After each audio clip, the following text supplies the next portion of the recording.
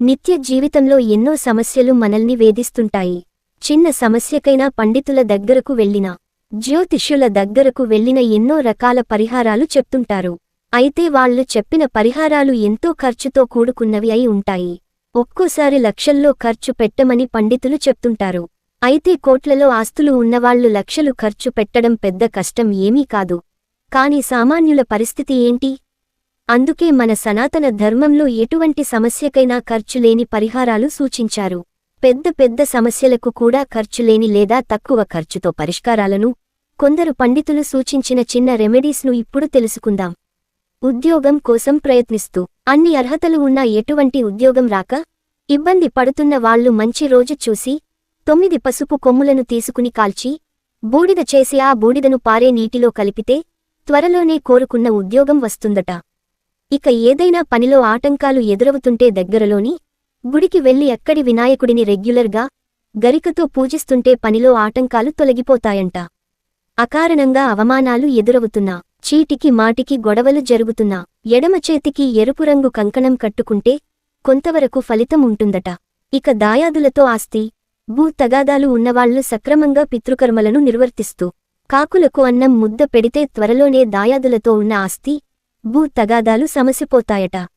ఎన్ని పూజలు చేసినా, ఎన్ని వ్రతాలు చేసినా, ఎన్ని హాస్పిటల్స్ చుట్టూ తిరిగినా పిల్లలు కాని దంపతులు కాని ఆరోగ్యం బాగుదట్లేదా? అయితే కాళికాదేవికి రెగ్యులర్గా నిమ్మకాయల దండ సమర్పిస్తూ ఉంటే త్వరలోనే వారికి సంతాన భాగ్యం కలుగుతుందట.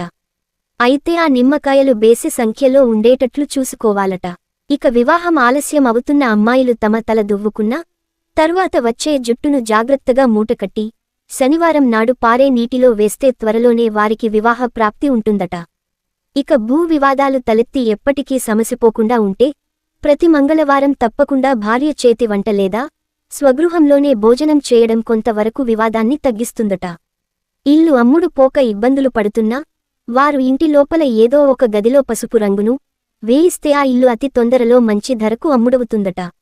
ఎవరు హాని చేస్తున్నారో తెలియని రహస్య శత్రువులు ఉన్నవారు రాహుకాలంలో శత్రునివారణ జరగాలని కోరుకుంటూ 7 ఎండుమిరపకాయలను తీసుకుని పసుపురంగు గుడ్డలో కట్టి వాటిని ఇంటికి దూరంగా ఎవరూ చూడని ప్రదేశంలో పడవేయాలట.